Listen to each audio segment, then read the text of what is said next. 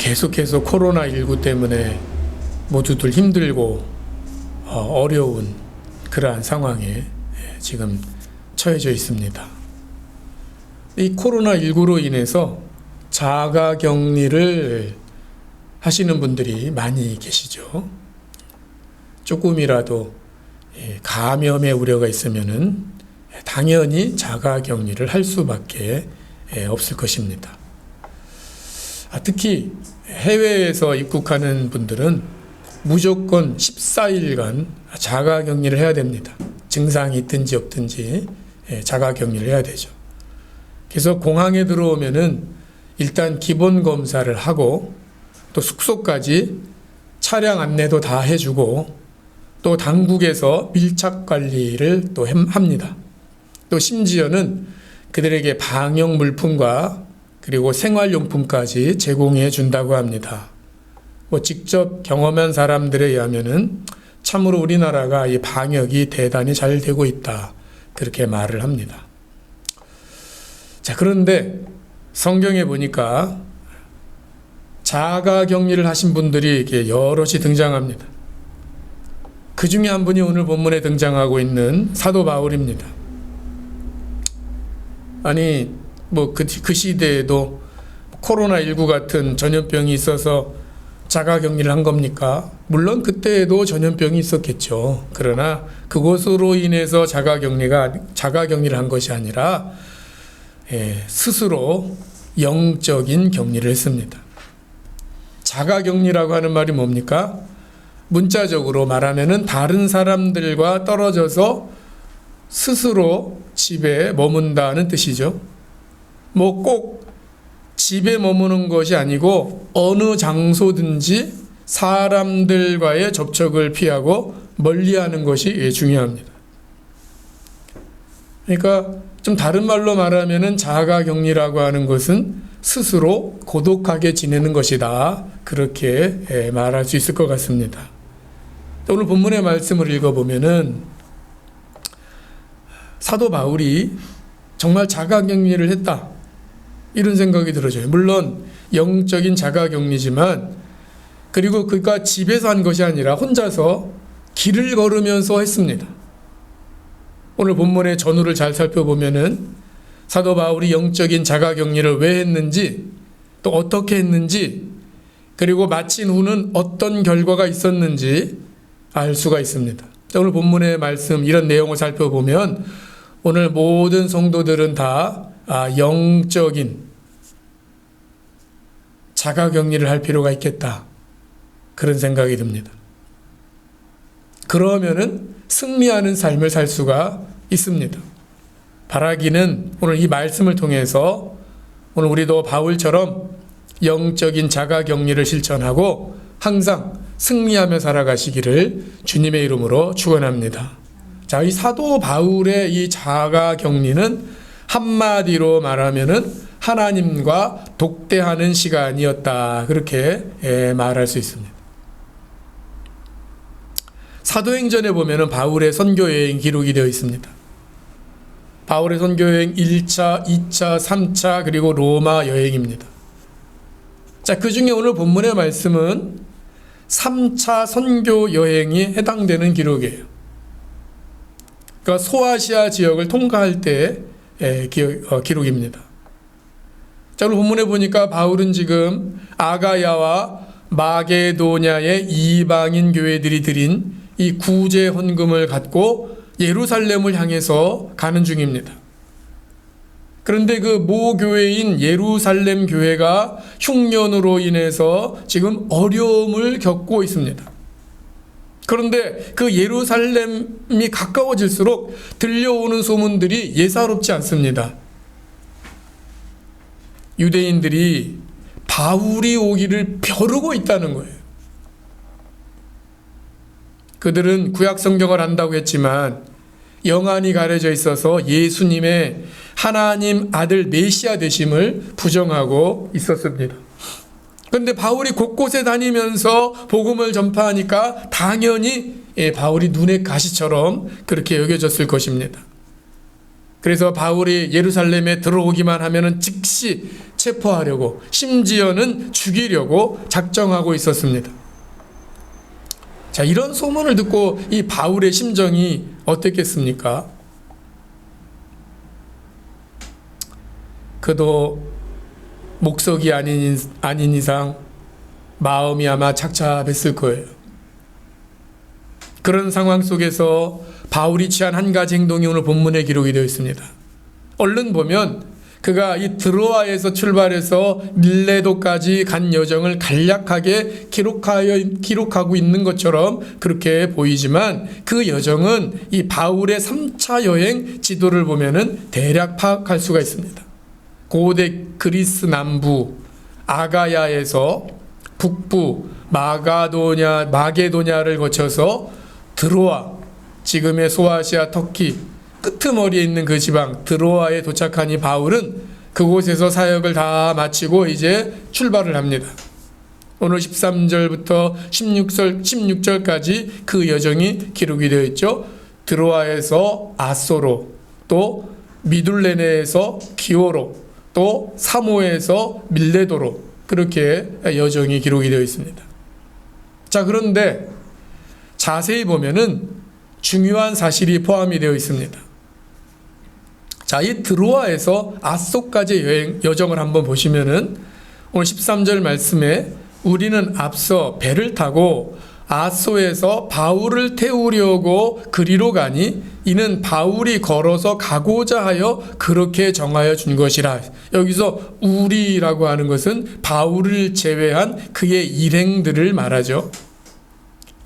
아마 이 사도행전을 기록한 누가를 비롯한 선교 팀원들이 아니었을까 그렇게 생각이 되어집니다. 그 일행은 배를 타고 헤로로 갑니다.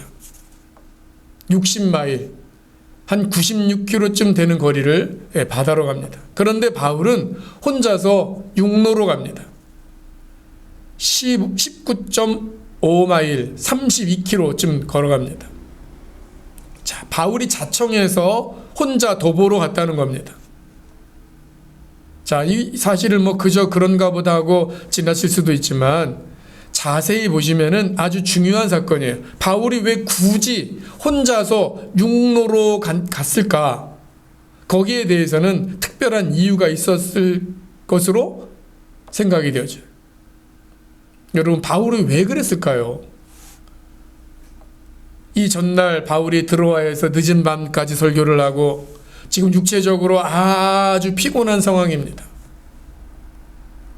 그렇다면은 배를 타고 일행들과 함께 여행하는 것이 훨씬 유익하고 편할 텐데 바울이 도보로 갑니다.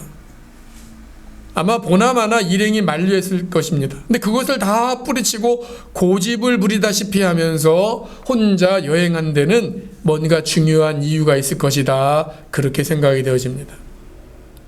여러 가지 해석들을 합니다. 많은 사람들이 육로로 가면서 만나는 사람들마다 복음을 전하려고 한 것이 아니냐, 또 혹은 육로로 가서 만날 사람도 있었지 않았을까. 그런데 이런 해석은 당시 상황과 동떨어진 감이 있습니다. 그런 일이라면은 일행들과 동행해도 괜찮습니다. 아니, 오히려 더 좋죠. 유익하죠.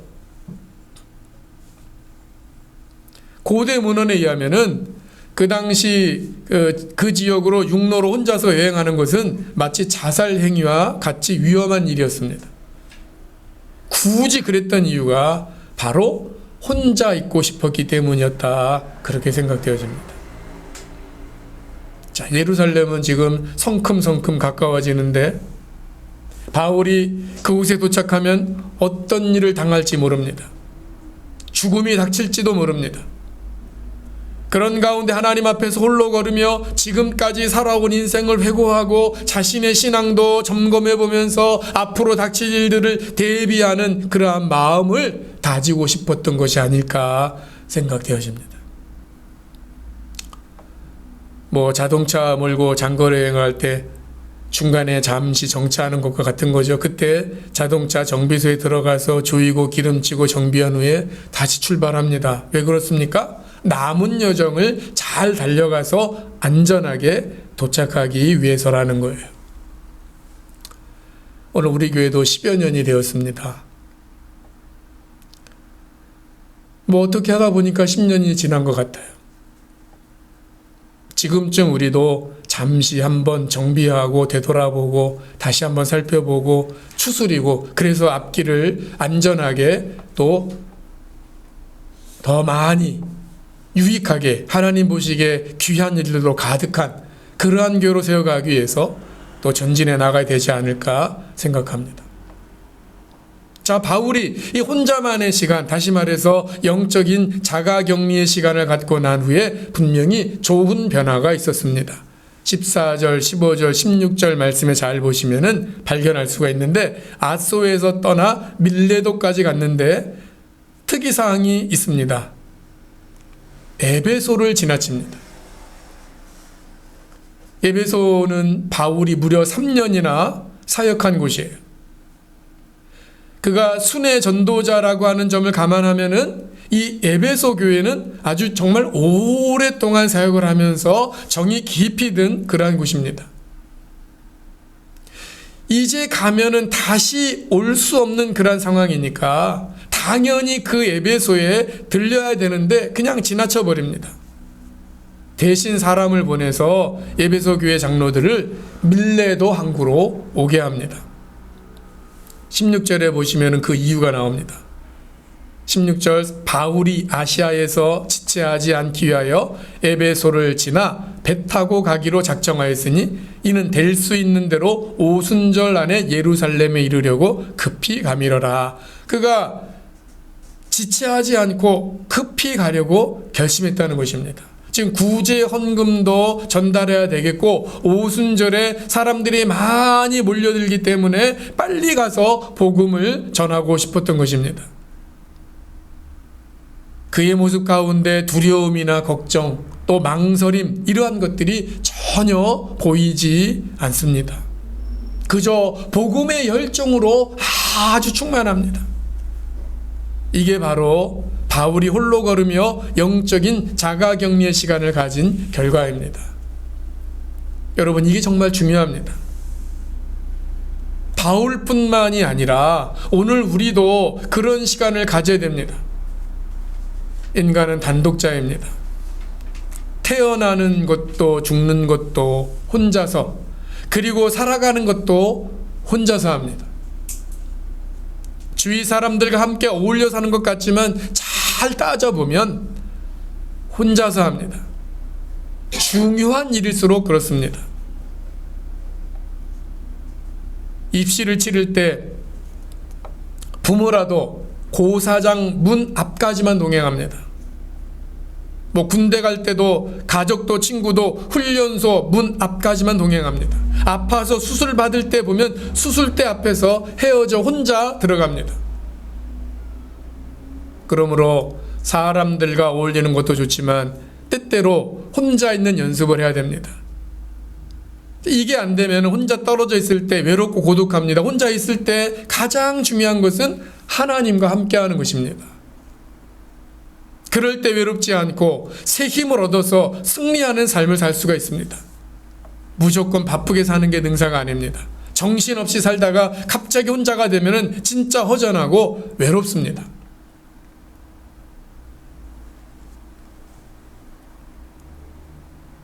같은 영혼을 가진 존재이기 때문에 하나님과 함께해야 됩니다.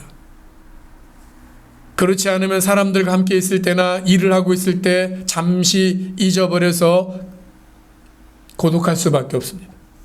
그래서 이런 말이 있습니다. 워런 위어스비가 고독은 대용품에 의존하여 사는 삶에서 오는 영혼의 영양실조다, 그렇게 말합니다. 하나님 외에 사람이나 일은 잠시 고독을 잊게 해주는 그저 대용품에 불과하다는 것입니다. 우리가 수시로, 그리고 중요한 일이 있을 때 특별히 혼자 있는 시간을 가져야 됩니다. 막연하게 혼자 있는 것이 아니라 하나님과 독대하는 시간을 가져야 됩니다. 이게 바로 영적인 자가격리입니다. 하나님으로부터 은혜를 받고 새 힘을 얻으며 승리의 원동력을 얻게 되는 것입니다. 바울은 이런 시간을 통해서 셈을 입고 승리했습니다. 그 후에 예루살렘에 도착해서 교회 사역을 감당한 후에 예상대로 체포됩니다. 유대인 극렬분자들이 그의 목숨을 노렸지만 하나님의 보호하심으로 목숨을 보존하고 로마 당국에 넘겨집니다. 로마 시민권자임을 밝히고 로마까지 호송됩니다. 그 당시 로마 시민권자는 황제에게 직접 재판을 받을 권리가 있었기 때문입니다. 이렇게 해서 그가 평소에 꿈꾸며 기도하던 로마 선교가 이루어집니다. 복음을 전파하다 붙잡힌 죄수의 모습이었지만 로마 당국의 보호 아래 로마까지 가서 황제에게 직접 재판을 받으며 2년 동안 복음을 전파합니다. 후에 순교했지만 그는 두려움 없이 담대하게 아름다운 생애를 마칩니다. 이와 같이 승리의 인생을 마친 배경에는 바로 그가 영적인 홀로의 시간을 통해서 계속 은혜를 체험하고 새 힘을 얻었기 때문입니다. 사랑하는 여러분, 오늘 저나 여러분도 이런 시간을 확보함으로 새 힘을 얻어 늘 승리하는 그러한 귀한 일이 있기를 주님의 이름으로 부탁을 드립니다. 자, 그러면은 바울이 영적인 자가격리 시간을 통해서 구체적으로 무엇을 했을까? 그는 홀로 걸으며 말씀도 묵상하고 기도하면서 이런저런 생각을 했을 것입니다. 그리고 평소 신앙 안에서 살았지만 다시 한번 신앙을 다졌습니다. 말하자면 재확신을 했던 것입니다. 여러분, 한국교회가 많이 지금 다운돼 있어요. 왜 이렇게 됐을까? 여러 가지 원인들이 있지만 저는 그렇게 생각합니다. 한국교회 교인들이 대부분 나는 신앙인이다라고 말하면서 신앙적인 삶을 살지 않는다는 겁니다. 여러분, 예수 믿는 사람 그리스도인이다라고 하는 것은 세상 사람들과 다른 사람들인데, 그렇다면 세상 사람들과 다른 삶의 모습을 보이고 살아야 되는데 그렇지 않다는 거예요. 그저 무늬만 그리스도인이에요. 우리 정말 깊이 반성하고 회개하고 하나님 앞에 돌아서야 될 줄로 믿습니다. 자, 사람이 죽음 앞에 서면은 두려운 것이 인지상정이에요. 바울도 어쩌면 이 죽음의 위협 앞에 두려움을 느꼈을지 모릅니다. 그렇습니다. 오늘 우리가 눈앞의 현실에 사로잡히기 시작하면은 두려움에 갇히기 쉽습니다. 그러나 눈을 들어서 십자가를 바라보면 혼란했던 마음이 정리되고 확신이 넘치게 됩니다. 모든 두려움이 사라지고 담대함으로 승리할 수가 있습니다. 바울은 홀로 걸으면서 주님 앞에 자신의 구원 문제를 점검해 보았을 것입니다. 자신의 고백처럼 죄인 중에 괴수였던 자신을 죄와 사망에서 구원해 주신 그 십자가 은혜를 깊이 묵상했을 것입니다. 그리고 주님의 말씀도 기억했을 것입니다. 결국 디모데후서 4장 18절에 바울은 이렇게 고백합니다. 주께서 나를 모든 악한 일에서 건져내시고 또 그의 천국에 들어가도록 구원하시리니 그에게 영광이 세세 무궁토록 있을지어다. 자, 오늘 우리도 마찬가지입니다. 약속의 말씀을 묵상하면 확신이 생기고 승리할 수가 있습니다. 요한복음 11장 25절 26절에 예수님이 우리에게 이렇게 말씀하십니다. 나는 부활이요 생명이니 나를 믿는 자는 죽어도 살겠고 무릇 살아서 나를 믿는 자는 영원히 죽지 아니하리니 이것을 내가 믿느냐? 요한복음 14장 1절 이하에는 너희는 마음에 근심하지 말라. 하나님을 믿으니 나를 믿으라. 내 아버지 집에 거할 곳이 많도다. 그렇지 않으면 너희에게 일렀으리라. 내가 너희를 위하여 처소를 예비하러 가노니 가서 너희를 위하여 처소를 예비하면 내가 다시 와서 너희를 내게로 영접하여 나 있는 곳에 너희도 있게 하리라. 우리의 신앙은 고난 앞에서 혹은 죽음 앞에서 어떤 태도를 갖느냐, 그것으로 측정될 수가 있습니다. 두려움이 적을수록 신앙 성숙도는 높고 삶의 만족도가 올라갑니다.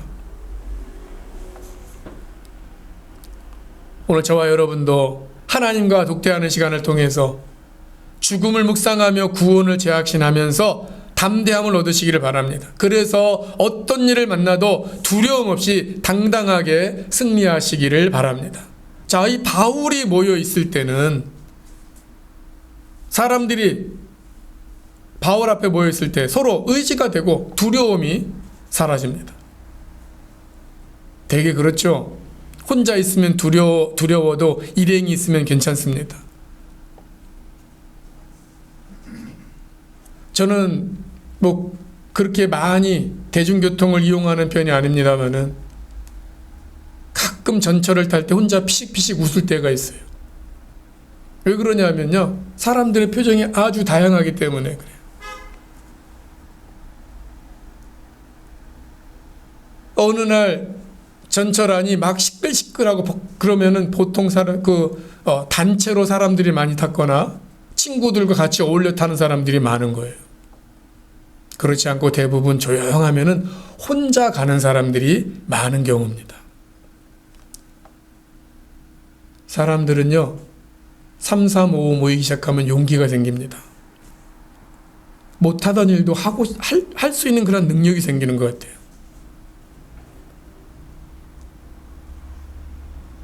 그러나 어느 정도까지죠.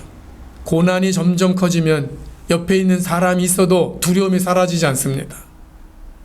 바울이 그랬을 것입니다. 눈앞에 닥치는 현실이 점점 더 크게 다가오자 일행이 함께 있어져도 위로가 되지 않고 심란했습니다. 그래서 차라리 혼자 있기로 작정합니다. 홀로 걸으면서 하나님과 영적 교제를 하자 하나님이 동행해 주심을 깊이 체험하게 되는 것입니다. 아무리 길이 험해도 외로워도 여전히 함께 해주시는 하나님을 찬양할 수 있습니다. 결국 바울은 새 힘을 얻고 예루살렘을 향해서 담대히 나아갈 수가 있었던 것입니다. 그 후 바울의 담대한 모습을 사도행전 27장에서 확인할 수 있습니다. 그가 예루살렘에서 체포된 후 로마 군인들에게 넘겨져서 이제 로마로 호송되던 중에 그가 탄 배가 유라굴로 광풍을 만납니다. 배가 이 난파 일보 직전에 처하자 선장도 선원들도 승객들도 로마 군인들도 이 죽음의 위협을 느끼면서 벌벌 떱니다. 그런데 바울만큼은 당당합니다. 죄수로 무시당하던 그가 갑자기 리더가 되어서 앞에 섭니다.